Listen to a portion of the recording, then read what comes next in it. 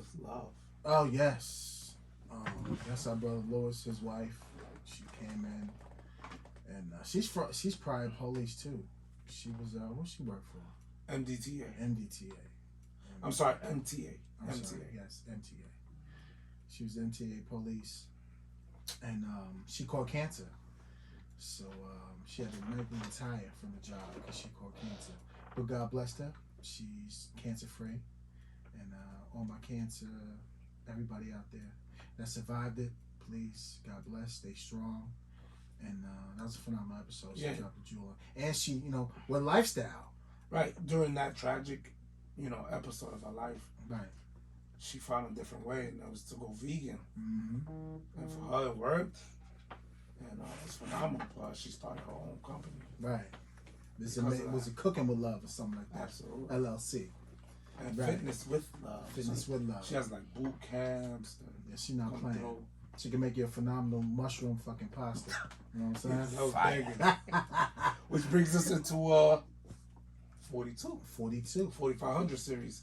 Her husband, when he showed up, he came through with we all she made us dinner. Yeah, she made us dinner. Word. And it was bang. I didn't even know it was vegan. No. I thought it was like... It was amazing, though. Yeah, it really was. Right, Triple C? Yeah. That shit was good. Yeah, that's my brother right there. Shout out to him. Shout out to Lewis. He was a hard charger, man, when he first came out, running around downtown Baltimore. Yeah. He was arresting everyone until... unfortunately, somebody tried to put a hit on him. Put a hit on him. That's what happens on the street. Unfortunately, the realness comes when you do your job. I mean, he was doing his job so well. They were so mad. That was the answer. They said, yo, if this motherfucker arrests one more of our guys, that's it. Yeah. Put a hit on him. But because he is such a good dude and he does the job well, it was somebody from the other side that gave him the tip that like, yo, this son on you, your head is green. They plotting on you, bro. Yeah. Word. That was the tip. The tip came from the other side. And plus him not being dumb no more, driving his personal to where he works. And at this moment, and he gets out in his full police uniform. I just wanted some sunflower seeds and fucking Gatorade. Real quick. I can't defend him on that one. I can't do it. Come on, man. And he was an animal. Yo, he would show up. And he would cut before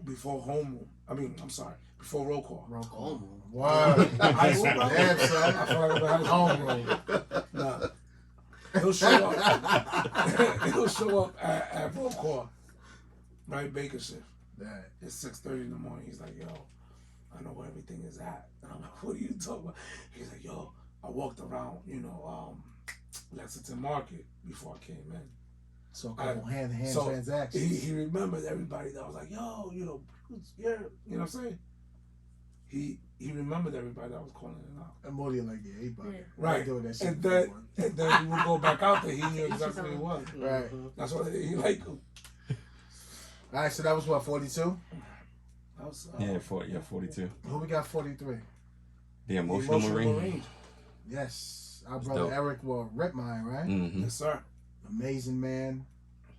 And he's doing big things, man. Phenomenal book, too. Phenomenal. Amazing book. What's the name of the book again? The Emotional Marine. Emotional Marine. Nice. Now, we had a great time. He's doing phenomenal things. And, we brothers. And we got each other's backs. Yeah, he definitely broke down like why the state of the world right now is so emotional. Yeah, absolutely. Like where that's coming from, especially from the young kids. Right. Mm-hmm. Right. Yeah. What else? 44 was the People's Champ, baby. Is that TJ Smith? Yeah. What a gentleman. What a gentleman. TJ Smith is a monster. He's different. Straight different. Yeah. Man, that guy. The political gems he dropped on us. Yeah. That dude is like... It's just the insight on life as well. Like, I don't know how it was to meet Abraham Lincoln, but that dude is... he always been that way. When he broke down, if you teach a kid how to fish, like he can become a chef. He can become a fisherman. Yeah. You see what I'm saying? Everything relates. Yeah. So many opportunities could come just from learning one skill. Absolutely. That was amazing. That was phenomenal. Phenomenal. Everybody, if you ain't catch up to, what's episode 44 with the man himself, T.J. Smith. Please jump on that episode. What else we got? 45? 45 was Supreme. Supreme Jones. Supreme, you know what? That was the wild card. It was. That was the wild card. Especially for you. Yes. Yes. But you know what? When you know what a person went through, you can form your opinion. You see him clearer. You see him real clear. Like, oh, I like that. He about his business. Yeah. He about his business. Can't not get mad at him. At all. Point A to point B. Yeah, no, yeah. Getting it. On some sharpshooter shit. Word. Yeah. Like, strategically, too. He about his business. Focus. Which, like, when I, you know, experienced it and then I heard it again, I'm like, that's why he moved the way he moved. Yeah. I'm like, all right. That man worked hard. Yeah, he one of them dudes that do like yes, an 8-hour day and 4 hours, and you didn't think like it's impossible for him to have 4 hours left to do something else. But and he really put the work in too. To get his degrees. Yeah. My man said he's writing papers at work. Yeah. Through on his phone. In between calls, submitting them. That's dedication, bro. For real. But kudos to my brother Supreme. He's on the federal side now doing his thing. And that's another dope episode because he gave you another side of him. He's the DJ as well. Right. You know what I'm saying? But it's dope. And what? 46. 46 was Trooper Ray. Oh. Now this is a monument. What? Trooper Ray episode. You know what I mean? Like State Trooper friends called me and said like, yo, your podcast is cool, but when Trooper Ray came on, what? Because he spoke their language. Yes, he solidified it. You know what I'm saying? This is a dude I used to work with. That's a very small, like, of the law enforcement umbrella, the state troopers. They're like in a slow, like, nobody can relate to just being on the highway. Right. Yo, my supervisor used to get pissed. We used to come in at 6 a.m. And this dude used to give the most phenomenal stories. It was like listening to Nas. Like, he painted the picture so crazy. Like, my super like, are y'all gonna like go check y'all people? Like, you didn't hear what he just said. Like, he was stopping terrorists and stuff like crazy.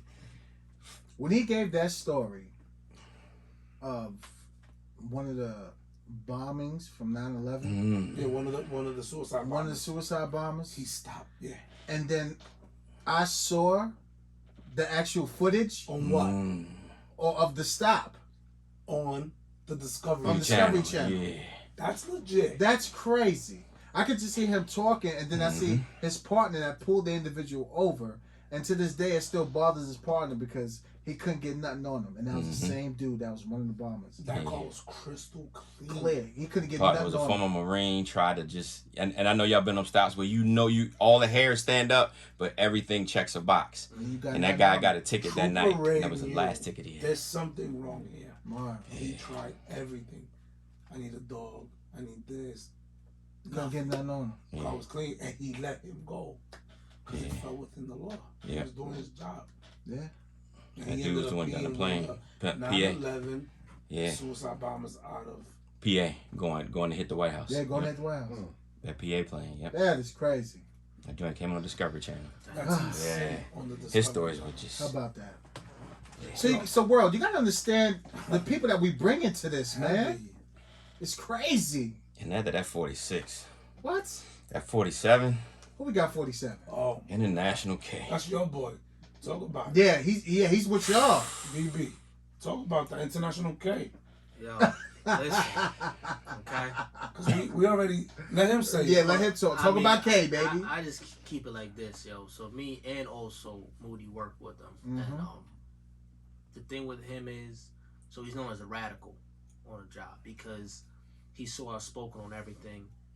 But at the end of the day, the man knows his stuff. Born and raised Baltimore City, right? He's done actually almost 25 years on the job now with Baltimore City Police. And his experiences are some that none of us would ever, most of us would never, ever see in our lifetime. And when you sit and listen to that man's stories offline, and other people will validate it for you. Because I heard a lot of his stories before I heard it from him, which makes it true. That makes him like a legend. He's a legend. He's a legend. And his stories just they give you a different like look on life. That man right there, it's legendary. Different. Legendary. Yeah, legendary. That was different. Yeah. That was powerful. One of those guys. So you at a door, and it might be for the smallest thing, you know, a misdemeanor, domestic violence warrant, and he's sitting there teaching like, yo, get away from the door, get away from the window, back up. What are you doing? You know, he plays the father role, you know, but at the end of the day, it saves your life every single time. Every single time. Legendary.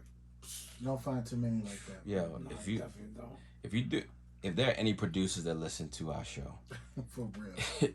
Chicago PD, all of the greatest cop shows, they will never have anything. You can paint movie. from the beginning to where he is, yo. It was. Listen. Offline, he's a walking movie. Triple C, I'm glad you brought that up. Listen, producers, big time TV people, what we bringing is totally different. You thought Chicago PD was insane. This right here? I can't say enough about it. That brother gave 4 stories that literally saved our country. What word? On the low. On the and low. I'm sitting there like, bro, like, But I've read stories about that on my side of the house. I'm like, there's more to it. Like there's so many stories that he doesn't give that Right. you'll hear from others who are telling stories they shouldn't be telling. But at the end of the day, that man has saved the city, the state, the country. yeah. He's done work outside of this Other country facts. that has saved this country. Speak on it. It's, He spoke about being in Australia. Australia to Africa, the Middle East. The man has been everywhere because of his background, right? Background, his religion. He's been everywhere. His skill set is you can't match it. Yeah. No, you can't match that shit. Nah. That's some shit you got to put in a bottle. Yeah. What? You know, it's funny because some people like they'll meet him and they be looking like, yo, who this crazy dude? But when you actually get to know him, you're like, oh, You have no clue. You're like, wait a minute. wow, What? Right. oh, and he don't brag about it. No, Mm. he's humble. I've heard most of the stories from other people, you know, That's who work dope. with Same him, here. you know. Same here. That's dope. I can't say enough about 47. Yeah, 47 International K. Please Speaks check for that itself. out. That's Check it like, out. he's a real, like, Yeah. Yeah. That's Interpol shit. That's some Yeah. Interpol shit. Yeah. Black like James. even when he retire, it's a lot of shit that he can't say and won't say. Yeah. Okay. Like you got to take that to the grave. Yeah, most of his job he got to take to the grave. You do. He's signing papers. Right. There's something sexy about that, though. Yeah. Amazing. You know what I'm saying? Like, they hold you that accountable that you can hold all that information. You won't say Within. nothing. Man with a million secrets. What? Come on now. That was dope. I'm That's gonna have some to coin James that. Bond shit, man. Yeah. What? We'll give you credit for it, but we're gonna that might be on the show soon. I'll sign it over. What? Got to pay for that though. We went from like going overseas and all that to coming right back home to with Buffy. Man. Oh, 40, 48. Right back home. Everybody the loves Buffy, nest. yo. Buffy. She guiding rookies out there. She got people that thinking about getting on the job out there. Right. Give Oh, you where you at? On Bel Air and Mayfield? Yeah, make her right. Right. And she don't got a map. No. I sent that out to people from Baltimore. They just love her. Just she is authentic Baltimore, like, and they just love her personality and everything about her. Like, Word. yeah. Can't compare it to no other dispatcher. No, you really can't. You can't. And I mean, I at least say from my standpoint, I've been in 2 major incidents in this city while working, and she was there for both. Both of them. Heard that. Both. Yeah. Angela, what you think about Buffy? Yeah, because you know her a long time. You got the most time on. Yeah. I mean, yeah. she knows. It doesn't matter what. District she'll work for that day. Like you said, she has a mental map of the whole city in her head, and the officer could ask where the call is at, and ask another officer what's the cross street, and she'll tell him where it's at. Right. You know, and she'll say, "Well, make the left at so and so." She's downtown in communications, not even on the street, and she'll tell this officer who's right there on the street and know where he's at, or go up 2 more blocks, make a left, second house on the right. That's crazy. Wow. Word. That's And she's pinpoint like that. Like she is nice with it. She do the landmarks too. What? You give a landmark, it's over. Like, yeah. It's over. Yeah. She knows exactly where you at. That lady saved many lives. Just because of experience and just who she is. Wow. You know, she gets that attachment to her officers, and she makes sure you good no matter what. And she make the day go by faster. Absolutely. She does, right? Right. She raw. You know. She makes it entertaining. Yeah. Yeah, she You know what I'm saying? does. She definitely makes Yeah, it. listen, she'll clown the clowns, right? Right. Yes. And she'll care of you. Just bring her coffee and her donuts from That's 7-Eleven. Good. You know, that's what she said too. Large Exactly. coffee, 2 donuts. That's dope. Right. I mean, you know, she'll put a foot in your ass. You know, Oh, if you're yeah. acting up, but she'll make sure you straight. She'll make sure you get home. And she don't care what rank you are. It don't matter. Word. But yeah, what's that? 48? Yeah. Then we got 49. Who's 49? Jers. Mi gente. Qué bonita bandera. Qué bonita bandera. That's that Puerto Rican chant right there. That's my girl Quendo, Jersey Q. And that was a fire episode. Yeah. You know why that was dope? Because that was the most realistic. Besides TJ, because he ran for Major, but this one was dope because it showed that she was here for what, 2 years? Yeah, 2 years, a little over 2 years. And she got a better offer, and she left. But you know, I love because, like, when Moody went, it was crazy because you got to hear a female's perspective, Right. of doing the job. And Right. Moody shit was crazy. 100%. But then you got another one that's younger, and she got 2 years on. Yeah. You know what I'm That's saying? what I was It's gonna just- say. Next Not, generation. but she followed the same path a little bit of Moody because Absolutely. she wasn't on patrol long, and she went to drugs immediately. Like she was on the DAT squad, like in a year. You know what I'm saying? And she was same thing. Moody, she stayed fit. Same thing with Moody, loved to work out. Same thing with Moody, loved to chase motherfuckers. Same thing, and she loved that. But her biggest thing is she loved to earn everything she got. She don't want nothing given to her. Same thing as Moody. Yep. So it like just her talking, I was like, oh man, it was a dope episode. Yeah, that was It's dope for amazing me to to bring see. that up. That's what I'm gonna say. That was dope for me to see as a civilian, like, you know, talking to y'all, and then like you said, talking to Moody, like seeing that hunger. It's like, damn, yo, that's dope. And then to see like that next generation, I'm like, oh, that's Yeah. I get it. I Yo, see that. That was it. Yo, our sister Moody bout it. But I mean, like Yeah. going to SWAT school, she was gonna do SWAT. Word. That's She dope. bout it. That's dope. That's dope. you know, that's what Yeah. you gotta surround yourself with. Yeah, you can see her People that's face. bout Yeah, it. like it, like seeing your face when you talking about it. I'm like, thank you for keeping me when I want to go back. When I go back to the city. Because And then when I saw the young little Because, lioness, yo. like, all right, I see it. it's good I you see got it. that because Moody don't get after nobody. Right. Moody don't talk like that. Nah. She don't. Right. She'll look at you. You do all the talking, she'll just look at you. They the For- ones you watch for out real. for. They the ones you watch out for. Nah, Yeah, Moody, she don't done fuck. yet? She don't Right. fuck. Right, you Yeah. done? All right, I'm ready to go. Yo, but you know what's crazy? Like, when you travel around, you go to different units. You go, oh, I was in the city. Oh, you know Moody? They be like, oh, yeah, I know Moody. Always respect. Oh, they gotta respect her. Always respect. Yeah. Her, she different. Everywhere you been, boom. Oh, yeah, yo. It's all love. Hey, yo, she get it in. Right. We'll talk about that later. That's it. One time, her and I, we had a couple car stops. Yo. I was like, oh, she's weird. What? Nigga, I used to, oh, Jesus. Get busy.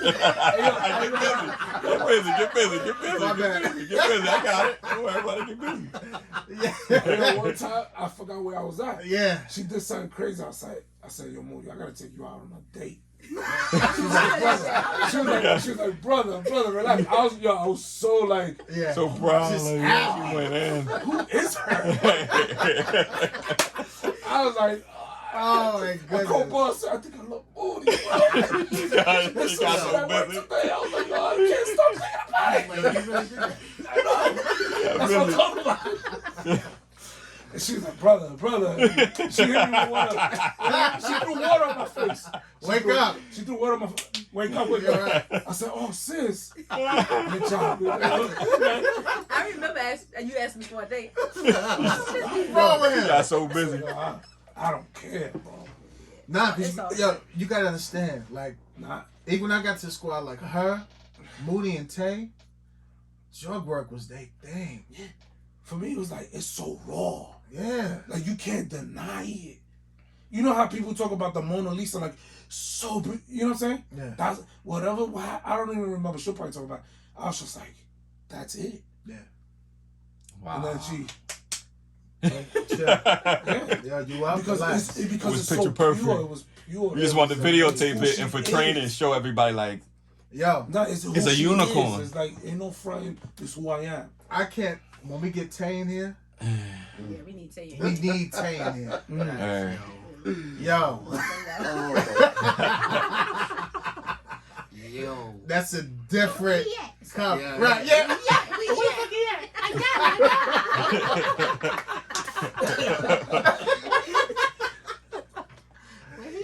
Come on here.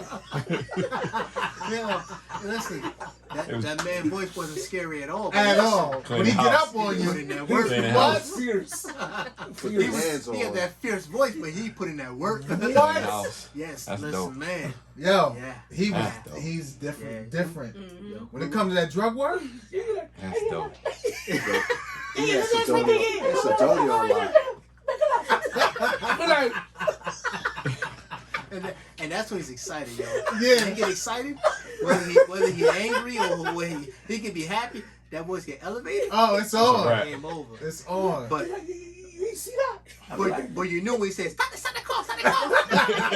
Yo, game over. That car Game right over. there. Right. Dirty. Listen, you getting something out of that He car. was a sharp. Yes. That kid's a sharpshooter. He's sharp. He was a sharpshooter. Like Smothers. Sharp. When y'all told me I that love story the about Smothers, sharpshooter. yo, that was crazy. He was like, yo, what was the dream? He was like, yo, he was playing some music like, Yo, I remember right with Smother, right? Shout out to Smother. He's like, yo, anybody you hear listening to Boosie. like Shy Glizzy or something like that. Shy Glizzy. Yeah, Shy There's a Glizzy. gun in the There's car. a gun in the car. That's when Shy Glizzy first came out. We on Bel Air Urban. We see a black 2-door Honda Accord bumping that shot. And I'm so awesome. Awesome. He's like, yo. There's a gun in the He's like, car. yo, stop that car, stop that car, stop that car. Boom. He had found a gun. I looked at him like, no, yo, she did the same thing, though. I was about to say. I Mo was used to about, do I the was about same to say. thing. Yeah. There was 4 on the squad who could do that. So yeah, Smothers was good at it, and then Tay was good at it. Yeah. Chandler was good at it. Yeah. Right. Yeah. But then Moody, Moody got that eye. I rode Moody a lot. Yeah. A lot. Sharpshooter. And yo, she could be doing everything else in the world. She could be on the phone talking to somebody. She be texting somebody. Baby. Yo. Yo, whatever it was. And you just see This it. Moody right here, And look. she'll pop up and say, yo, she'd be like, yo, tail light up, stop that car. And I already knew she picked that car for a reason. Yeah. Something in there. So, And that's without dope. failure, we might have had like one call we stopped, you know, where we just, here's your repair order for your light, nothing in there. All your other cars, yeah, you getting a gun out of there, you getting drugs out of there. It just, It's something you can't teach. It's just Yeah, you you feel can't- it. Nah, Yeah. nah. That's like with Smothers, because Smothers hit, like, we'll sit there, and he'll be fucking around, he'll be like, yeah, that motherfucker dirty. He like, yeah. I'm like, what? Yep, that motherfucker right there dirty. Go ahead, pull it over. That car right there. Yep, get it right there. Yo, how do y'all look? Like, how do y'all be like, oh my God? Like, how do you? Nah, because my thing is, when you deal with Yeah. people, that's all they do, Yeah. and like, they're a beast with it. Like, their probable cause is already in their brain because they do it so much. Yeah. right. Like, when if Moody say something, I'm on it. Right. Smother say something, no doubt. Tay say something, even when if both saying it, you're right, no doubt. Because Yeah. they do that. Right. Like, I wasn't big into drugs, but working with them, I watched. I know how they operate. I'm like, damn. Like, there's people that just got like a canine got a scent. Yeah. They got that scent what- for drugs. So when you see it for the first time, are you like, I'm It- never it- gonna it- be able to see it what? opens up. It's like Yeah. because I'm like, yo, how the fuck did you know that? Yeah, that's Yes. a dope sixth sense. Yeah, it's like you got to put your brain in theirs and really dissect their moves, how they operate, what did they do, what led to that, and then when you see, it's like Christmas. When you see what's in that Yeah. video, it's like, oh shit, Absolutely. Yeah, I mean, Triple C, like you said, is something you can't teach. you can. Something you cannot teach. You know, and I've met people from all walks of life that can do it. I Yeah. mean, there's a guy in my class, he's a sergeant now, but I mean, he's from, way upstate New York. Never dealt with it, but when he got on the job here, when it came to drugs, like the dude had that nose for it. Something you can't. You just got. I guess you just gotta have. You gotta want it. Yeah. Yeah, You definitely got one. definitely gotta want it. Definitely got one.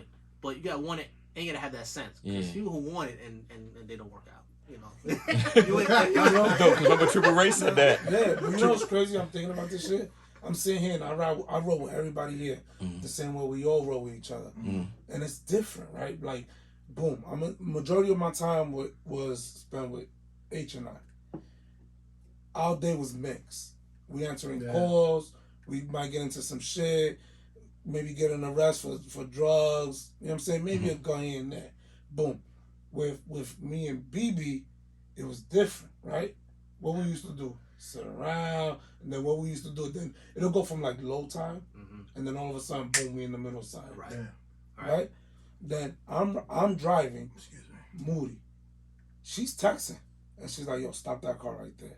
And I know we about to get into some real heavy shit. It's gonna be like 5, maybe like a couple ounces. It ain't gonna be bullshit. It's gonna be a gun. You know what I'm saying? It's gonna be heavy, like a big investigation. Yeah. And then I ride with AJ. We doing traffic, listening to jazz. Yo, I was about to say, eating the finest sushi. AJ was probably one of my favorites to ride with because AJ. But we all had different vibes. Right? Everybody, everybody had a different vibe. You break yours next. Everybody had their own skill set. Right. That's what it came down to. Like, I mean, you look at H is an athlete. He was your canine. Get him. And I mean, I ran track. Right. But he ran track and played football. Right. Get him. I'm behind him to get him, right? Yeah. Except that one night, BB was like, he said, he told me, he said, yo, I got it. What happened that night? It was dark. This dude ran around the block. And he had me run about a block. On 29th Street. You remember that? Yes. And BB was like, yo, I got him. Caught him on Alameda. Yes, oh my did. God, I'll never forget. That was one of those nights. That could have ended ugly. But crazy. From 29th to Alameda? Good Lord, boy, you got wheels. We started on 29th and Kurt, and we made it around the block to the Alameda. Good Lord. I'll never forget that, yo. Get up. And it was just me. Yes. So he trying to catch up to us, right? And then I had a ride along in the car. I don't know how you found him, bro. I don't know either. Because he had a black... Yeah. I remember. He had a black hoodie on, everything. Yes. And he got him. Yo. He was locked in. I don't know how I caught him either. I had a ride along in the car. Yeah. This young female who went to Taos University. And then Foxtrot was up. But they didn't have their light on. So they couldn't find me either at first. Oh, but speaking of that day, that's the day that Sergeant McNeil got shot. On Bel Air Road, right? On Bel Air Road? Yes. Yeah. Bel Air 25th, right? Yes, we were. No, Bel Air and St. Clair. St. Clair. Bel Air, right below between St. Clair and North. Right where that gas station is. Me, H, and the Rylon were in Chipotle. Yes. Remember that? Yeah, it was getting something to eat. And that call came out. And so oh my God, yo! When I sort of whoever called didn't call to the wrong location. They called like blocks away, and it was Jamaica Brown from the Northeast. Yep. Come back from ECU, and so happened to come North Avenue, make that left, and actually roll up on the scene, and was like, "Yo, no, it's down here." That was the same exact day, yo. Same exact day. Wow. Yo. Crazy. But it is crazy because everybody is different. Like we all get used to how everybody works every day. Like me, I chill, but I love R&B, just like Angelo. So I'm gonna have some Kim on. Big Kim fan. You know what I'm saying? You know that. You know that. I used to drive Dre insane. Yo, he used to be like, I'm like, yo. But he got used to it though. You know what I'm saying? He taught me well. I taught him well. See, that was a good thing with riding with H and AJ. Because I'm a big R&B fan. Yes, myself. you are. Big Kim fan. Right? Absolutely. Either or. But the funny thing, so riding with AJ was, you knew no matter what call you got, that man was sweet talk that call. Yeah, what? Listen. Well, you ain't got the right nothing. Listen. Yo, it didn't matter what it was. Right. When he hit that tone and started dropping the words, you like, dang, you serenade like, okay, whatever you want all of a sudden. Right. AJ, Because his mannerisms and he talk real low and calm. Yes. It's like, damn. Life experience and job experience put together. It's Billy D right here. Billy D. Billy son. D. What? You remember me and you will be riding together and they'll be riding together. They're sitting there, R&B, man, loud, smoking cigars. Listening to Cam. I'm like, Oh, because when me and Angelo get together, it's over. We chilling. Right. We straight it's a different chilling. vibe. Smooth Different jazz. vibes. It's a different vibe. Like I know with Tay. See, Tay funny. Like, now they come right there. Pull that motherfucker right there. So we'll get drugs and everything. And one thing Tay will do that he has to do every shift, he gotta go play them goddamn numbers. 7-11-20. We gotta go play them numbers. Or at the gas station, he play the little horse game. Yo, you get used to people, Right. and what like they every day. Tay had to play his numbers. I forgot about And he used that. to hit big too sometimes with them shits. But you know Yo, who you rode with, you know what to expect that day. Yeah. So you knew everybody's routine, Yeah. and you just went along with it. You went along with it. That's dope.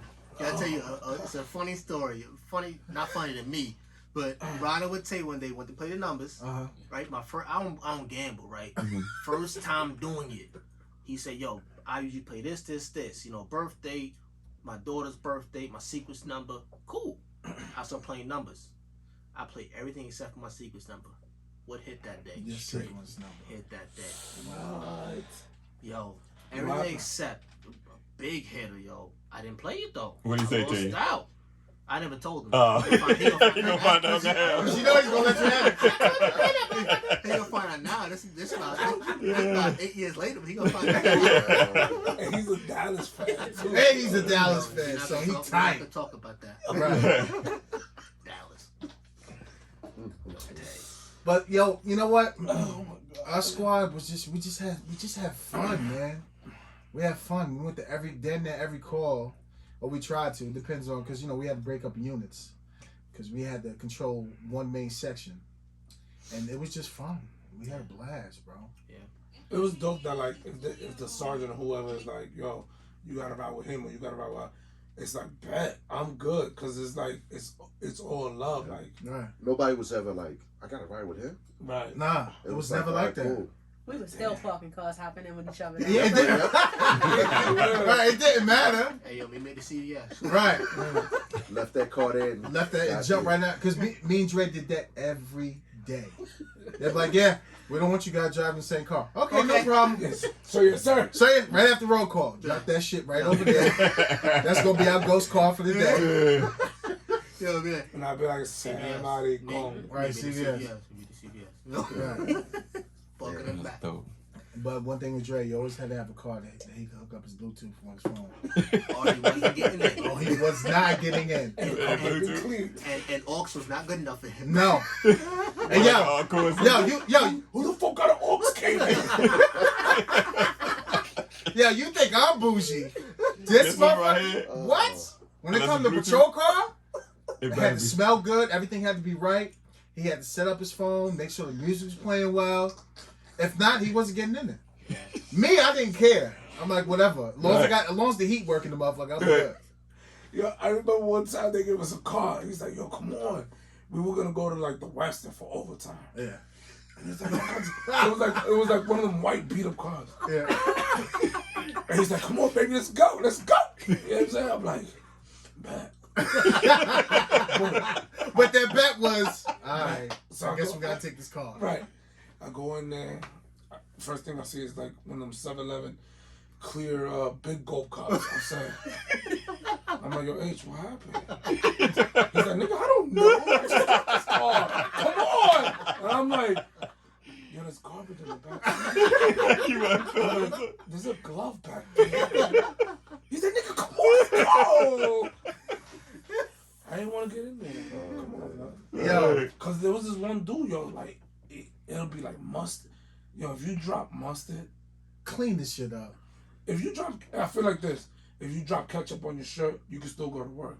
Right. But something about mustard, you gotta go back home. That's just you be like, hey, hot dogs. Like back, how old are you? 7? Right. Hot dogs? What are you doing? You got mustard on your shirt? Go home. Oh my goodness. Go home, bro. Yeah, patrol is fun, man. Patrol's not fun. It's a lot of mixed personalities, but you know, you're there for the main cause, and if you're there for the main cause, everything goes smooth, and that's what we pride ourselves off. Yo, patrol's like fun. It's really fun. People think it's you know it's something because you did bad or they treat you bad, and patrol ain't. No, we had fun on patrol. Patrol was easy. I mean, for us, we had that glue, man. It Yeah. really We just made it look whatever easy. kept us together. And we had fun. Yeah, And some people had problems with it. yeah. You know, So you guys have too much fun, or you guys are too close. But that's what some you people were want. jealous of it. You want that. No, yeah. A lot of people A lot of envied people us. was, Yeah, yes. they would envy. So for those sergeants out there, listen to your squads. Like if a certain group gels together and you're gonna get the best performance out of them, let them rock. Right. Why not? Triple C. Yo. What are we talking about tonight? We got the last 2 or 3, but training day was dope with Captain Moreland. We Was been it that done one? with the It was 40s, 50? right? Right, now that was 50. Yeah, That that's was 50. Yeah, Which was and dope. then It was very quantum of history. intellectual. Yeah, I felt like during that episode, I felt like I read 3 books. Right. Right. Like He was a beast. animal. Word. Quantum of learned history so was much. dope. As soon as you said appropriate aggression, I said, ooh. Woo. Yeah, That's that's big that words. terminology. That's big Right. words, yo. That's that. I'm gonna get out of jail terminology. Yeah. 'Cause it's Report. I need his number because he gonna get a lot of work where I'm at now, because he taught a lot about emotional intelligence, which is Amazing. huge in this analyst spot because people jump off and you gotta really stay in your lane and do. He was amazing with that. Yeah. What topics we talking about tonight? We gonna talk about the DC thing? Yeah, that's the biggest thing right now with everything that's going on. It was literally people leaving whether it was a march, whatever it was, or a peaceful gathering or whatever it was, but stepping over the line where clearly there were lines marked, police officers and everything. And then they literally decided to go to our nation's capital and deface a part of our government. And whether there was some people, multiple people, a little bit of people, like everybody has seen everything about it. Everybody's read about it, regardless of what side you're on, regardless of what's going on. Out of that, 4 people died, especially an officer that was literally, I'm sure that night he just wanted to get home. You know, and that's the most important thing that people don't understand. You know, when I was literally talking to people, having them understand that I had skin in the game down. I had 2 family members that literally I'm trying to text to figure out, because when all that stuff was happening, you know, I'm immediately thinking about you all. I'm immediately thinking about my family members. So my question to you all is, going through everything in your careers, not only your opinions on it, because it really matters because of your experience, but what type of advice could you give? Because all the information that we're getting, and it ain't no secret that they're trying to come back again, the 16th, 17th, and 18th, and every single website, everything is saying they're going to try to hit people harder. So what advice would you give to them younger officers out there, even to them ones that know that, you know, literally, you know, you're about to go into battle? I can give my personal experience off of the riots almost 6 years ago in 2015. I can understand where it's time to turn it on and you can't, and you're being told don't do nothing. It's tough because, you know, you see your fellow brother and sister being hit with rocks and bricks, and you got to pick them up and take them to safety, but you got to get back in line, put that shield up. So restraint is the biggest thing I would, you know, tell these new officers. You know, you got to have restraint. You know, you can't break the line just because you see somebody cursing at you or throwing things at you. You know, it's a tough situation, but you gotta, it's like glue, you gotta hold it. You gotta hold it and withstand it, and you'll get through it. But with this DC incident, it's a lot. It's a lot. It's a lot of layers to that skin, or how they even got able to get inside. That's the biggest thing. But you know, it's a tough situation because it sucks for officers there, because you can only do what command and rank wants you to do, the rank and file. And if you're told to hold back, let them in, you're in a tough situation. I don't know the policies and guidelines for the Capitol Police or what happened there, but I know those grounds are like holy water. Sacred. Not anybody can just walk on there. And if you walk on there, there should be ramifications for your actions. And it's not going to be a good thing. But I don't know. I don't know their policies. I don't know what happened. But all I can say is use restraint. You or your brother's keeper right then and there. Hold everything together. Don't let them get through that line. And just be safe. Stay cautious and stay ready. And that's all I got. What you got? I mean, I totally agree with you. I mean, when I look at the situation from my standpoint, we talked about before we started, is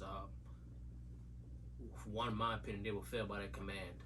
Yep. You know, there wasn't enough resources to help them out with what situation they had in front of them, which was the biggest thing. You know, but at the end of the day, and it's something I tell everybody, any young guy I work with, young girl I work with, I always say, I'm willing to take that charge. And when I say charge, I mean, if my department going to charge administratively for it, I'll deal with that. Right. But at the end of the day, I'm not going to lose my life. Right. Because the situation I have might not fit the policy that we have in play. Mm-hmm. I'm always going to make sure I go home no matter what, you know. And with that situation, you know, I just feel like, I don't know if they could do anything different. Right. Boots on the ground wise, because they just didn't have the resources. No. I don't care if, you know, you had a large building, you know, where you're protecting all sides and you don't have enough bodies to cover that building. You were outnumbered. And the sad part is, you know, when we told this before, is that you look at the inside, you had your Congress in there, you had your number 2 and 3 for the entire country inside that building, and still their command failed them. So my advice to any young officer, no matter what department you work for, if you're in that situation or not, at the end of the day, when you look at the situation that's in front of you, make the best decision that brings you and your partners home, no matter what. Right. Don't compare it to, well, we got a policy that says this, that, and the third, and if we do this, if you're in a situation and you feel that this is what you have in front of you, do what you got to do. Because at the end of the day, you can't dispute the policy when you're dead. Absolutely. Yeah, you gotta come on. You cannot dispute that policy when you're dead. Your loved one can't dispute that. Sure can. When it's in front of you, It's exigent. if it's exigent, if it's deadly force in your mind, and you know it's deadly force. Only you can articulate. Right. Yes, we have a situation in this country where people just do what they want to do because of whatever. They feel powerful and they make the wrong choice. But the right person, you know, who has common sense, knows what's a deadly force situation, you do that. And if you watch any of those videos down there from the other night, I mean, there was plenty of them. Yeah, hell yeah. You had people who made it into that building who had assault rifles and handguns. Right. How? I mean, that's my piece. What? Moody. So I kind of feel like how you feel to hold the glue. Like at the end of the day, you ain't supposed to hold that glue, but that's only until a certain you know time. Like, Right. Some period the way and you it can't. piggybacks off a boat. Like, you know, if it's my life or your life, I'm not going to allow just Yes. but so much. So at the end of the day, I'm gonna have to make that decision Absolutely. and deal with it later. Right. So I mean, you just gotta deal with it in real time when it happens. Just make the best decision, like he said, when it's that time. Absolutely. Couldn't agree with you more. Angelo. Well, to start off, condolences to the family of the Capitol officer. Right. Absolutely. Sicknick, I think his last name is. Brian Sicknick, yep. What bothered me was when the crowd started coming up the steps of the Capitol, like there was no initial like Get back. resistance by the officers. Right. Like they stood there for a minute and then they just like walked over to the side. Right. And just let them do whatever. And then you saw another some other footage where there was a officer where he was looked like he was being crushed by the crowd. Right. I heard him yelling. He was In screaming. the door. Blood In the coming out his door. mouth. Right, right. In You the know, door. Yeah. And at that point, he needed help. Mm-hmm. Where was the help? Right. I don't understand how it was that easy. If the Capitol Police are supposed to protect a building that is so important, you know, to us, like how would you like let those people just so easily get inside the building? No resistance, no fight, nothing. Yeah. I mean, they walked in there. You got a guy sitting. He's sitting at Nancy Pelosi's desk, Chilling. like Feet kicked up. like it's his office. Word. You know, there was another. And they arrested this stupid ass. I saw the picture today. Right. Yes, they did. Good. Another officer with his face mask on. Somebody just like pushing it into his face. Into, Oh, that was the same one stuck in the door. right, but They he ripped wasn't. it off of him too. But he wasn't doing anything. Okay, I understand that. You know, you might have been a little helpless, but some resistance. Like I don't. That's not how we do it. No, you know. You know. Slow. I'm sorry. Like you said, I'll take that charge. In a heartbeat. You know. We official sheepdogs out here. Dre, what else? In my opinion, I mean, I look at things from a larger level, and the rest of the world's looking at us like we're clowns. Because Just off of that. I mean, like we're the United States. Like we have the smartest people, the best defense, the best of everything, and we're over here fighting over. In my opinion, you know what I'm saying? Like there's no unity anymore. If we put everything down and like really unite and look past the differences, because that's how this country was built on. I feel like, example, what was our last episode with Cabell? Yeah. Huge difference. It's huge difference that we didn't even know until we had this conversation. Because the way we do things on the show, we don't talk like, yo, we started talking, and then all of a sudden we realize, or he says, the way I feel about police is completely different. What was it that he said? He said that he tells his youngest son, the police are not good for you. They're not cool, don't trust them. And they live in this neighborhood, like Wow. right here. He's telling his kid, don't trust the police. So then when he said that, I checked him. I said, we were like, whoa. I said, what? because Dre said, he said, whoa. I said, well, how you got over 21 years on and you're a lieutenant and you work hand in hand with us and still feel that way about police? I said, how does that happen? So he's a fireman. He's a firefighter. He's the lieutenant. In the city. Mm-hmm. But you know what's crazy? We continued to talk, and it was peace. It was love. That was his opinion. He explained why. Because when he was younger, he might have experienced something different. But he also said it's not all police. You know what I'm saying? Like, but he was on one side of the conversation. We're on a different side, but we still had peace. It was still bread. You have to have that. It's good to have uncomfortable conversations. But that's not what we have in this country. Yeah. But it was good, and it's great that we get that, because every guest is not going to be great and jumping up in joy for police. It's because we set our emotions aside and we think about the intellect of it. I mean, they come down to the friendship level. And Dre, I've told this multiple times. For me, I don't want a friend that agrees with me on everything. Absolutely. No. If we agree on everything, then one of us is just faking the fun. I don't need a yes man. I don't. Never. And me and Dre, we'll have our debates about certain things. Because Heated. heated debates.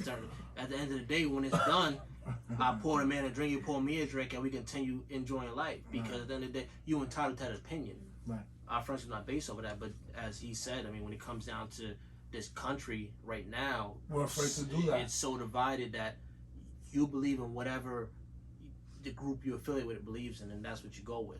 You can't have your own sense of thought or your own mind. Right. Free-minded, yeah. I think that's what Instead, makes now us. it's like, oh no, I don't mess with you no more. Instead of like, hold on, but Then he continued to listen. Like, boom. Like, when he did that, he dropped the bomb on us, right? We could have been like, what? Yo, get out of here. But, you know, it takes a mature person to be like, now I want to know why. Let me hear your side. Because my biggest thing is, you're not giving your son a real chance at understanding police and what they're really here to do. Yeah. Because he kind of contradicted himself, but then he said, I can't say that because I talk to Joy all the time. Right. Boom. But if you talk to Joy all the time, you know all police ain't like that. You're not giving your son a chance. You're automatically having your son hate the badge as soon as he walks outside the door. And that's not good. You know what I'm saying? But it was great creative conversation. Yeah, for him it was because of the Baltimore and the uniform. I get it, but that could put a stamp in your son's head forever. 100% embedded. You know why? His kid doesn't see the uniform. Right. Look at where he lives. There's no uniforms around here.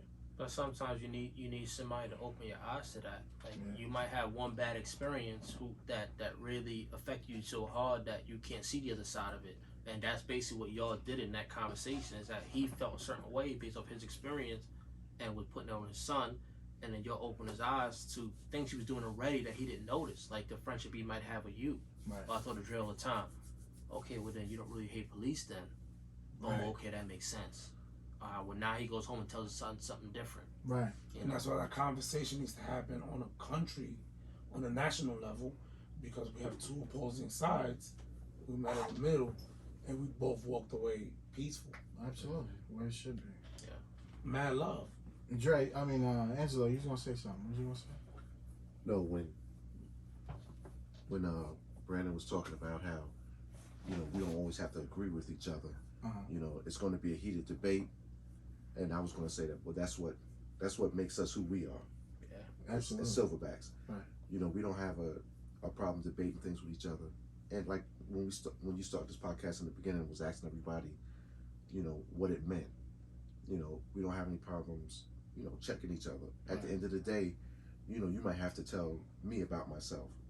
You know, I might not like it. And it may be true, but you know, we still keep going. Absolutely. That's what it's about. it's true. That will be my next question for y'all, leading into the finale, of course.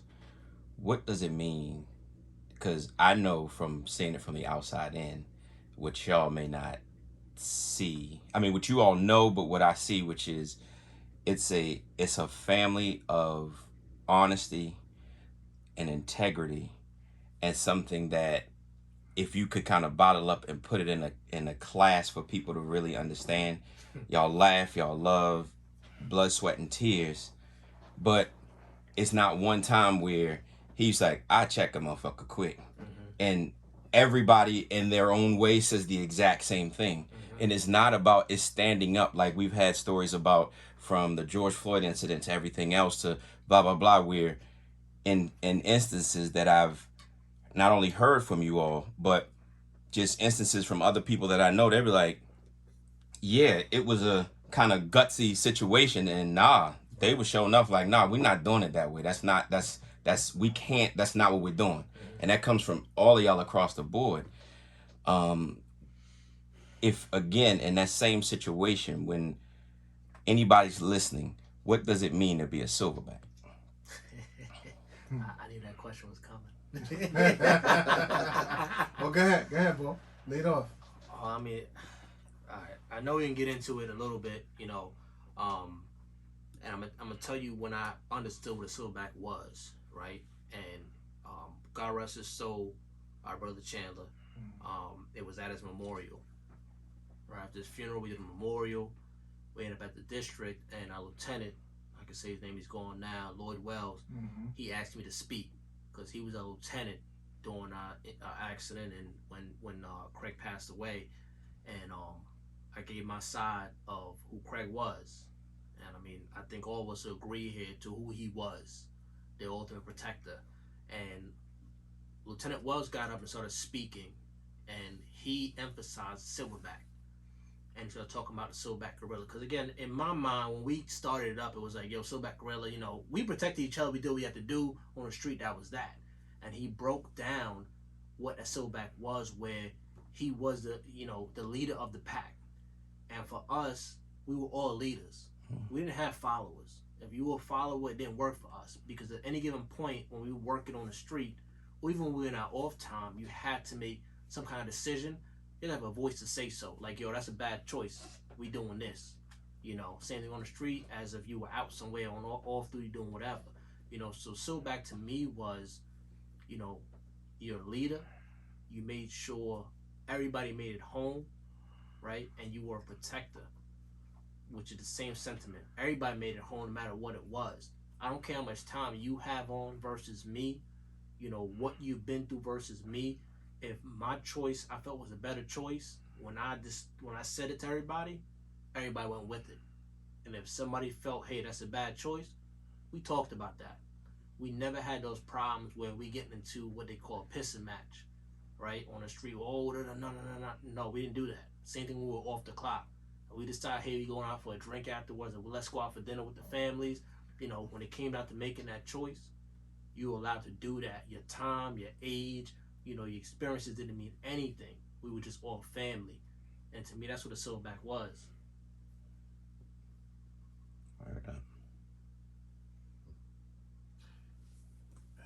He killed that. Yeah. I can't follow up on that. Said it all. Said it all. Kid with this guy. Damn. My bad. That's tough. I mean, that's what it is. Yeah. Accountability, yeah, for sure. It's just a shame that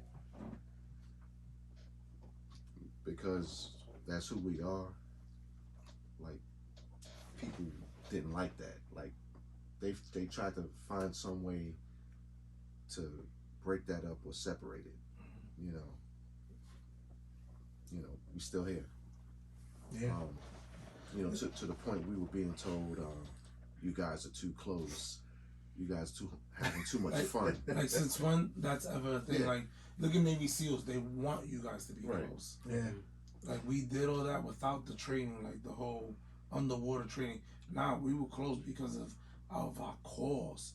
Oh, I'm gonna back you up. I'm gonna be there. Yo, we're gonna have lunch. And I'll tell what you, we gonna eat for breakfast? I'll tell you the difference. Time. And I mean, Angelo's best because Angelo's been here the longest. When Angelo came on, and even we came on, at the end of the day, seniority was everything. Right. Yo, if your supervisor, your officer in charge, or the senior officer said something, that's what you did. Where with our squad, it came down to the fact of most of us, no matter how much time we had on, Right. we had brains, we had common sense. And I could be on the street with whether it was Angelo, whether it was Craig, whether it was, even those scenes, like whoever we were with, even our sergeants. Because, I mean, you had, Gwen, who he'll listen to you. You had Jackson listen to you. You can give your opinion, and they were cool with that. Where the old school thing was, oh, nah, bro, you a rookie. That don't work here. You can't speak. Like, you don't know nothing. Our group was different. Your opinion mattered. Yep. Right. Yeah. That chemistry was insane, man. I just I just sit back and think that if we was all still, we were all still like here, like together at the. I know. I could only imagine if my brother Chandler was down here. Yeah, man. Yeah. And that was my next question. If I were writing that kind of great novel, and you had to put together that person, that ideal person, how you all speak in reverence about Chandler, what would be the kind of ingredient of that perfect officer? So if you had to take that person right now, with you knowing everything is about to happen in DC, what would that mean? And what would, like, right now, what would Chandler say to you all if the Silverback's like, yo, we need y'all to come in like on some superhero shit, like, this is what's gonna happen, they coming right here, boom boom boom, like, you know what I mean, they calling in the Super Friends right now, they calling the Justice League. Right. So we're adding, like you said, an ingredient. Yeah. Like to make that person. Yeah. I say he was a listener. He'll listen to you to a certain point. Shit, the biggest thing with him, with us, was Who signed the overtime slip? And we'll go He's ready to at go. the end of the night. Right. What are we going to? Yes. He was about that, get that work in. Mm-hmm. He was like, yo, good day today. Where we going? We pride ourselves on grinding, because we's a squad that, not like everybody, we love money. You know what I'm saying? We love the job that we do, but we love working hard. So, overtime's always been a big thing for all of us. We've always been on the paper chase.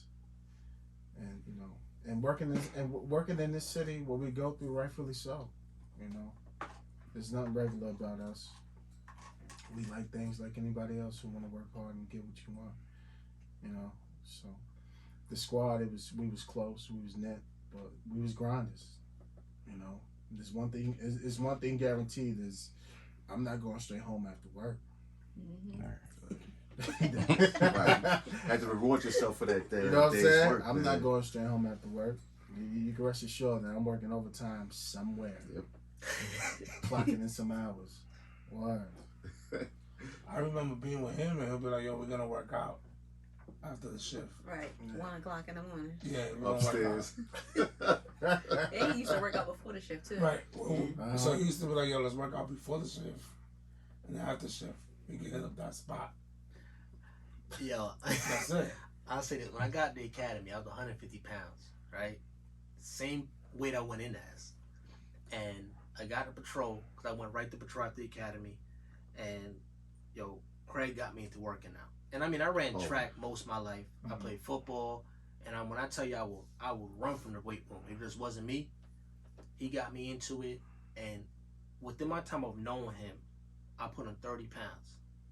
And it was all muscle. I still would have seen uniform from back then, but he actually influenced me to get into it. And then of course, like Dre said, when we were done, we going to the spot.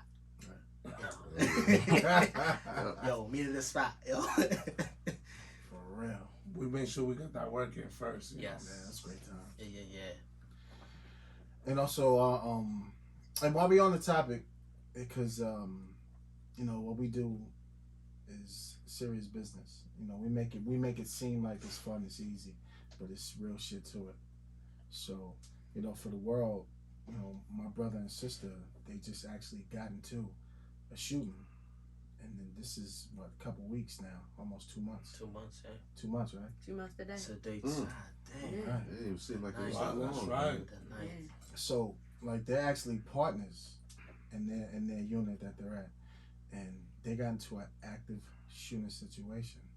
So, give the world a little bit about, not even about the incident, but what was your mental when it happened, and what is your mental now? How is life after an actual shooting coming from both of y'all on the other side of it? Honestly, I would say, and I've been saying this since day one, that I'm lucky that I was with the partner I was with, right? Because it goes back to the premises of this episode, which is Chandler. When we got in our car accident 6 years ago now, it was us three. Mm-hmm. And on the unfortunate come out way, he passed away on this date 6 years ago. But I felt safe because I knew who I was with. I knew no matter what the situation was, we take care of each other, because that's who Chandler was and that's who Moody is. So with this shooting, being with her, people have reached out and said, hey, I heard the radio and you were calm. And I'm like, at the end of the day, I felt safe. Mm-hmm. I was with who I needed to be with at that time, and that was that. How I feel, I mean, you look at any situation where, especially if you got social media and how people look at, police involved shootings and how it's always, the cop did something wrong.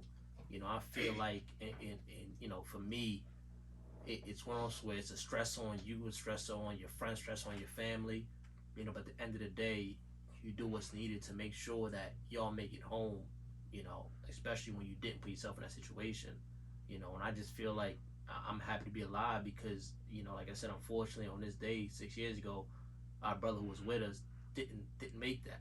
He's not able to say, hey, I'm home now, you know. And I ultimately, you know, I reached out to his wife today, and I just sat there and said, you know, I'm glad that you allowed him to be with us because he made sure we made it home. Right. And that's my, you know, my God honest feeling about this. Yeah, to piggyback off of that, that would have been like what, almost 5 years? 2 weeks, 5 years and 2 weeks. Right, because the accident. Yeah, the incident. The accident. Shy of the shooting. But to piggyback off of Bolt, you know,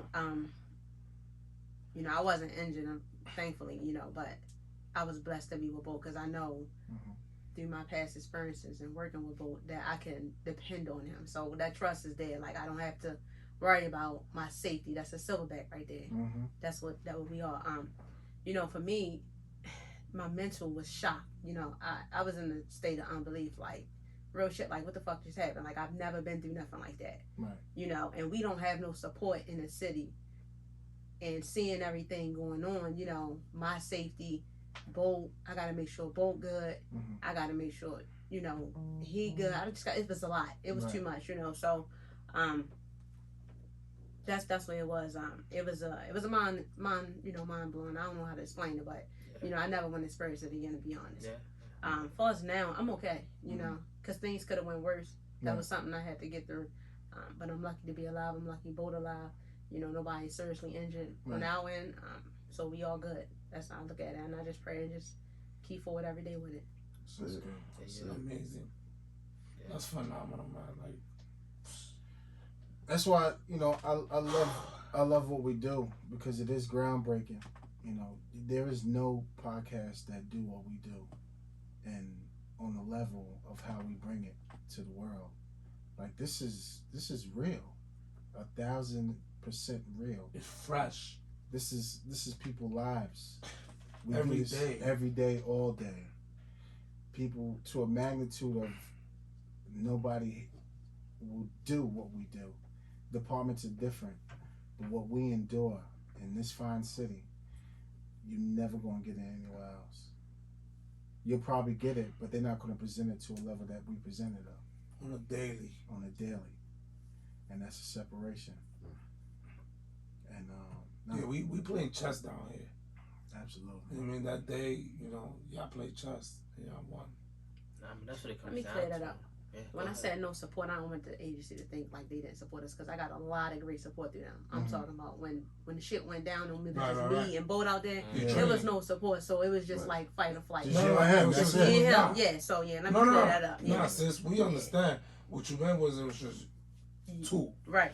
Oh, you was there to hold him down, and he was there to hold you down, and that's it. And you was in the middle of the jungle, because where you was, guys, when y'all were at, it ain't nice down there. See, but that's the thing, like, it circles back again to the episode, right? The premise of the episode. At the end of the day, when I came on, fresh out of the academy, I didn't walk forward, I didn't do none of that other stuff. I graduated, and hey, you going to the Northeast, and I went right to the squad. And the one thing that Chandler had taught me was, yo, make sure everybody went home. I don't care what's going on, yo. You know, he was the officer in charge, you know, when I came out. And it was, I don't care what's going on, make sure your partner made it home. You know, and it was to the point where, yo, I could have a call for the smallest thing. Hey, the parking dispute. And I would turn around and the whole squad was behind me. I'd have to ask for assistance, have to ask for backup. You know, that's what it was. You know, so at the end of the day, and to also touch on that, you know, when it came to Moody, like, you know, there's always that, everybody talks about on the job when it comes to female officers, like, some female officers are just not there. They're nice to be around, but at the end of the day, when it comes down to doing work, they run from it, and there are a lot who we work with who are like that, but there's some who we work with just, like, they're different, and Moody's part of that different. But also, Chandler's like, yo, I don't give a shit, she's here, she gonna ride with you, Moody, you gotta make sure you protect her.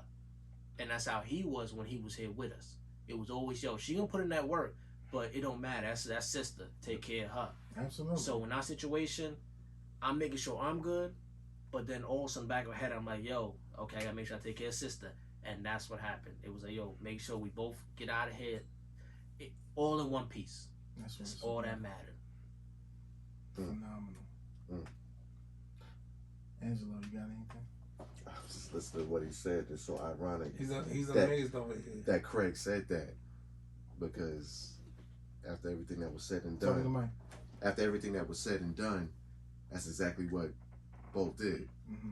You know, I mean, God bless Craig, he's not here, but you can kind of feel that somehow when everything went down, whether he had some premonition what the end result was going to be, it was like, make sure she all right, you know, and then that's how it turned out. Miss him, you know. Yeah. He's a good dude, man. He just had this calm demeanor, you know, like you said when he was OIC. Where everybody at? Where you at? Jack, where you at? You in the district? It's like at the end of the day, like he was in there and he just wanted to see everybody came to the district at the end of the shift. Right. And it was more so like, you know, he just, if everybody wasn't in yet, I mean, he wasn't leaving or anything like that. He just, you know, made sure everybody was there. And for the most part, that's what we all did. You know, we were at the end of the shift, we would be in a cubicle. Where Horton at? Or where Jack at? You know, where are they? And, you know, and we just sit there and wait. Like no one left to go home until everybody came in. was in there. Right. You know, we had to, you know, kill time or whatever. That's true. But we did it until everybody was inside that cubicle and everybody was good. That troop mentality. That's the truth. Well, Craig wasn't leaving. He found a way to make you stay to make sure everybody came in, because he'll start talking and telling them stories and them jokes. Before you know it, half hour went by and the last person come in like, oh, I was stuck on a call, da da da. And we all came in. We're all good. All right, cool. Let's get changed. Who going to the gym? Who hitting in the bar? Who going here? Who going there? And that's what it was. That's what we did. And I mean, Phenomenal. that was the ultimate glue for Silverback, to be honest with you. I remember, so we were, I'm trying to remember. It's just a funny Craig story. Yeah. And then there's so many. Yeah, I'm about to say, yeah. There's so many of those. That's nonstop. Oh shit! I'm a still Triple C job for the second. It's the one on Lock Raven. I want everybody to tell a funny Craig story. Oh, no, that's what I'm saying. It's on Lock Raven. Please help me. It was The me and you. veteran? We were driving together. I was driving. You were the passenger. Craig was with Tay. Something happened in what's those apartments off of Lock Raven? Crest. Marble Hill. Marble Hall. Marble Hall. I'm sorry. Something happened. It was daytime. You don't remember? I'm trying to. Boom, we park and we run. You That and was the him, one in Marble Hall. that's what I'm saying. Oh. Y'all were running so fast, I ended up falling. Is that when you had the glasses on? Yes. Yes. I think Moody was there too. I remember. No, but Chandler said something so crazy. I can't remember what he said, but I was on the floor, my leg is bad bruised because I fell on my gun. Like I tumbled. Like Yeah. you remember? Yeah, I remember the running. story. We were running. I think it was like maybe a domestic something. It was something in progress. Yeah, it was. And we were all got there. So we pull up right behind I'm watching them. you run so fast. I'm like, I'm trying to catch up. But you know when your forehead gets before your toes, you're done. Stumbled. I stumbled and Chandler came up to me and he was like, you got him. I was nowhere near him. He said, yeah, you got him. He said, you got him. I was so embarrassed. I think you're gonna go. I got a after picture of that You day, went yo. home after that. I had to my pants. He had to. Everything was tore up. My pants were tore up. Holster all jacked up. Yo, I was Also was on the back. Hey, yo, I got a picture. I got a big ass bruise on my quad, right? Yeah. He's running so fast. Oh he's my a track God. star, right?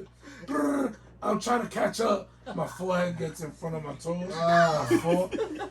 And Eat everything. Chandler just touches me like, you know when a football player, when a wide receiver catches the ball, you just touch him. Yeah. He touches me. He goes, "You got him." I'm nowhere near the suspect. The suspect is like inside the building. Oh my god. I was hurt. Yeah. It's crazy. Because I wanted to be there, you know? Because he brought it out here, but he was so cool that he would joke around. Like, I see you trying, but Papi, what are you doing? It was crazy. That was so dope. Let me hear another one, yo. And like, he made me feel good, you know? Chandler's awesome, man. Sorry, so I got one. Me and Chandler, we was hopping on NCO one time and helping out Joe Banks with the kids. So, you know, Joe was like, "Oh, I want you to teach the kids some cadence, you know, the left, right." So I'm like, all right. What are you doing that for? Like, so Chandler, you know, Chandler was militant, and all of a sudden he just like, "What, right?" I'm like, "What?" When he start talking like, he started stepping like he was really in the military. I'm like, Oh, word? That's what we doing? It was funny. I'm looking at him like He was he was committed. serious. But if you didn't know Chandler, you probably would think he was in the military. Right. But he fooled me. Nah, he was definitely super disciplined. He fooled me. That was a good story. Oh man. Yeah, Craig stories, yo. I remember one time I'm riding with Doseen, and this is when I fresh got to the squad, and there was a call on one of those dark blocks on what's that, 25th?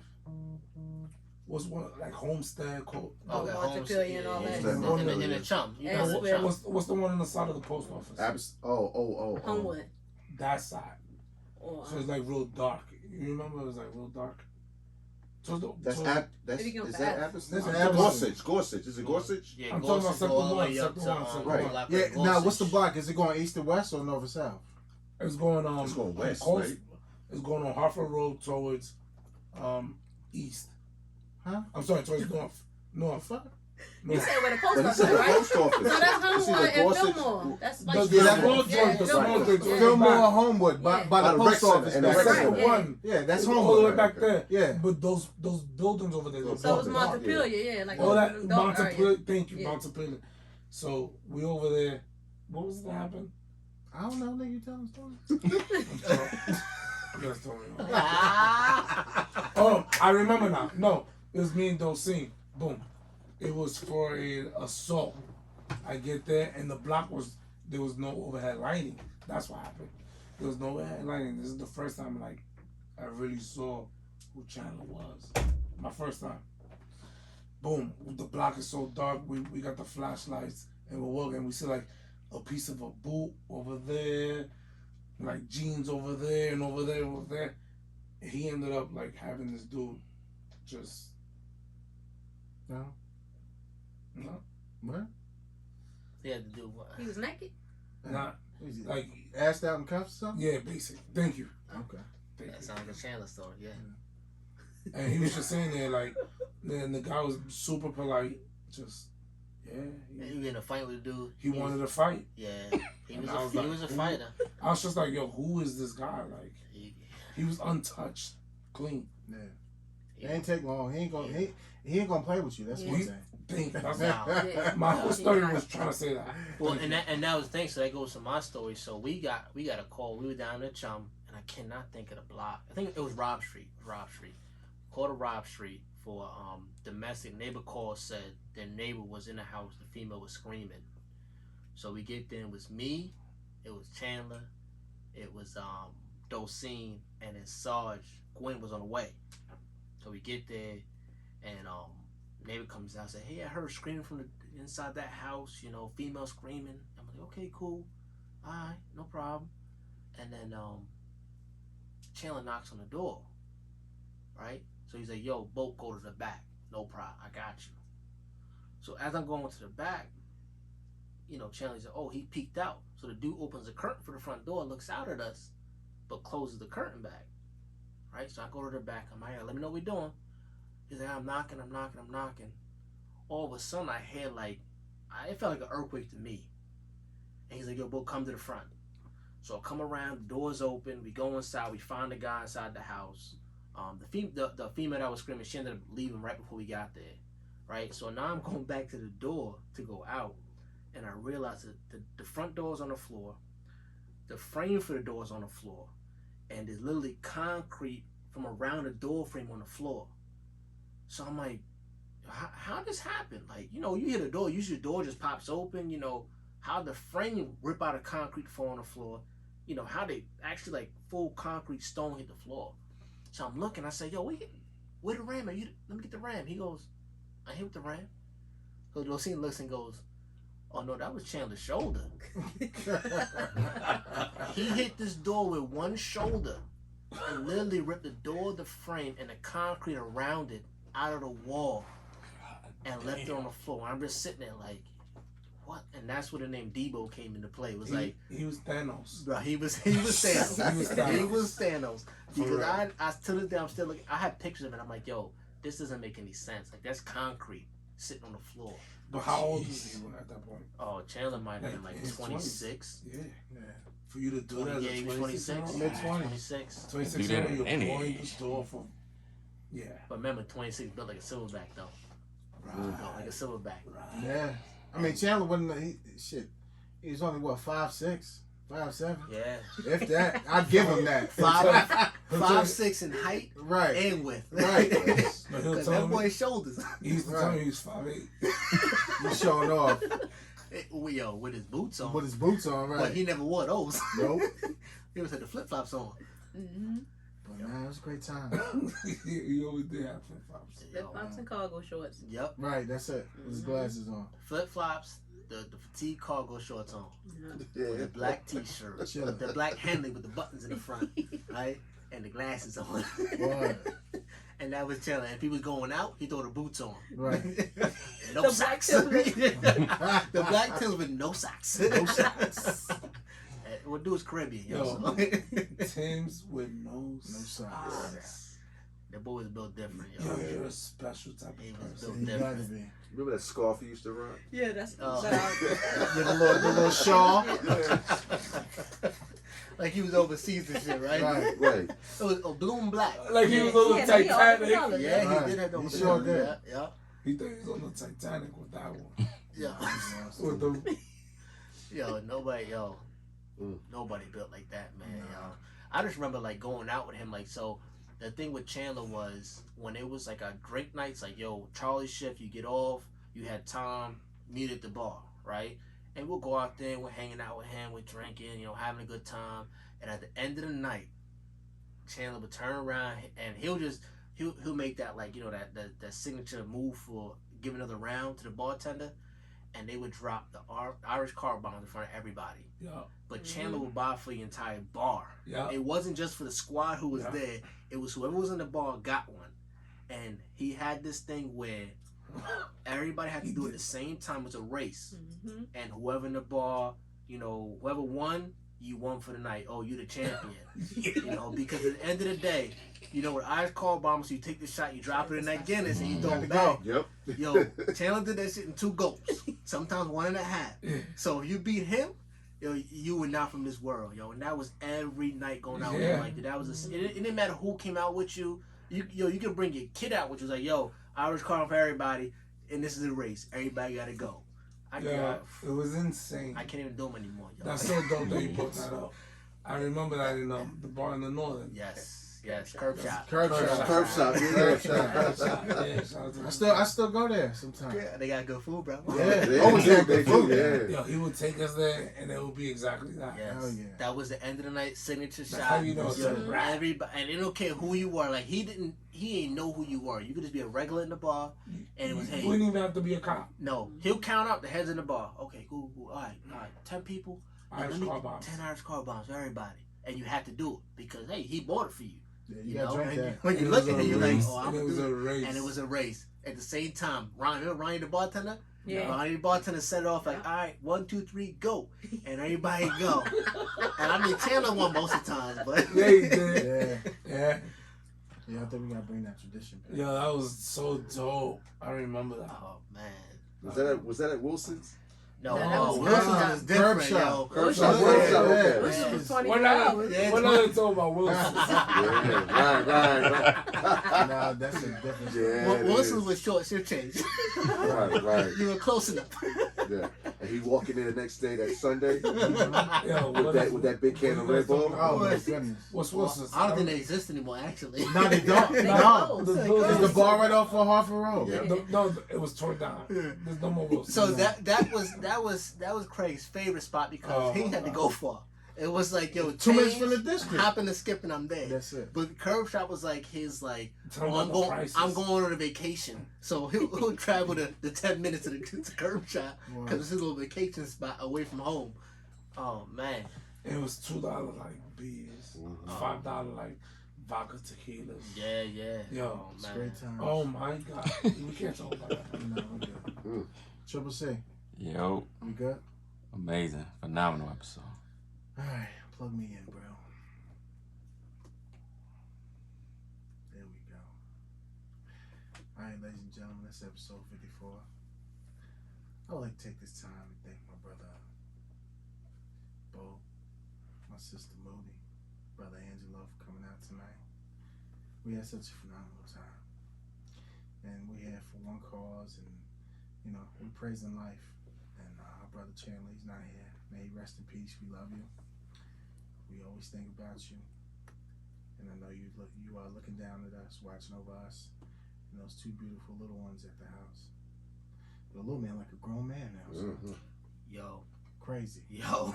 Crazy. Yo, them. And when I text Meg today, I said, say hello to them adults that you call kids, cause they, Right. yo.